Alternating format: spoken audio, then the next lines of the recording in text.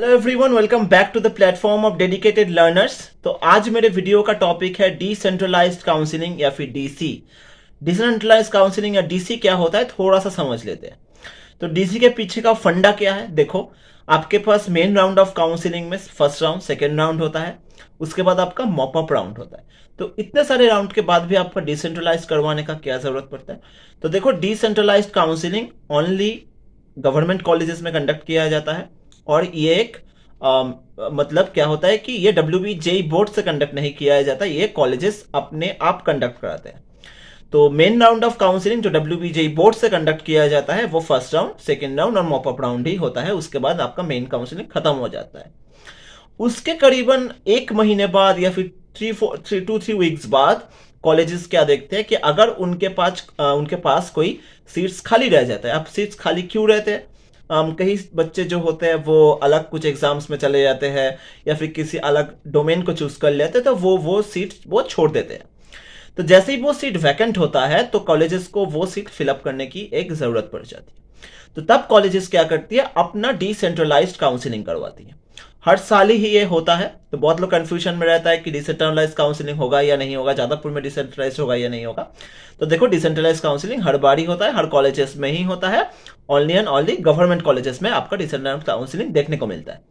तो decentralise counselling में क्या होता है कि आपके पास तब तक एक सीट होता है, आप कॉलेज में सब कुछ हो चुका होता है, आपका एडमिशन हो चुका होता है, आप ले चुके होते हैं सब कुछ। फिर आपका शायद क्लासेस भी कहीं ना कहीं स्टार्ट हो जाते हैं। ये भी होता है कहीं ना कहीं कि आप सपोज JGC में CSE लेके आप क्लासेस भी स्टार्ट कर दिए, देन उसके बाद आपका जादवपुर में डिसेंट्रलाइज हो रहा है। तो बहुत लोग ऐसा करते हैं कि JGC का CSE ITC छोड़ के वो लोग फिर जादवपुर में आके कोर ब्रांच ऐसे को लेते हैं। तो ये बहुत बार ही देखने को मिलता है। मेरे टाइम में भी मैंने देखा था। मैं जब डिसेंट्रलाइज काउंसलिंग में गया था, मेरे पास का जो बंदा बैठा था वही JGC का ECE छोड़ के मेरे पास आके बैठा था, जादवपुर में प्रोडक्शन ऑफ समथिंग के लिए बैठा था वो आके। ओके, तो ऐसा तो होता ही रहता है। तो डिसेंट्रलाइज काउंसलिंग में बेसिकली क्या होता है कि फिर से आपको सारे डॉक्यूमेंट्स लेके आपको इन पर्सन, आपको जिस कॉलेज के डिसेंट्रलाइज काउंसलिंग में पार्टिसिपेट करना चाहते हैं, मोस्टली पीपल जादवपुर, कलकत्ता इनके डिसेंट्रलाइज काउंसलिंग के टारगेट करते हैं। तो वहां पे आपको जाना होता है। वहां पे जाने के बाद फिर आपको देखना होता है कि कौन कितने सीट्स वैकेंट है। तो वो लोग क्या करते हैं, आपको रैंक वाइज कॉल करते हैं। तो सपोज आपके आगे ही किसी को, सपोज मैकेनिकल में 3 सीट्स खाली है जादवपुर यूनिवर्सिटी में डिसेंट्रलाइज काउंसलिंग के लिए। तो पहले वो लोग रैंक वाइज कॉल करेंगे। अगर आपके पहले की किसी बंदे ने मैकेनिकल ले लिया तो वो 3 से घट के 2 होगा, फिर 2 से घट के 1 होगा। ऐसे करते करते अगर आप तक पहुंचते पहुंचते सीट रहा तो अच्छा, नहीं रहा तो खत्म। मतलब ऐसा भी हो सकता है कि आपके रैंक आने से पहले ही सारे सीट खत्म हो जाए, तो आपको और मतलब कोई पार्टिसिपेट करने का या फिर लेने का कोई मौका ही नहीं मिलेगा। ऐसा भी हो सकता है। लेकिन हर बार ही कॉलेजेस में बहुत सारे सीट्स खाली रहते हैं, सारे कॉलेजेस में ही बहुत सारे सीट्स खाली रहते हैं डिसेंट्रलाइज काउंसलिंग तक।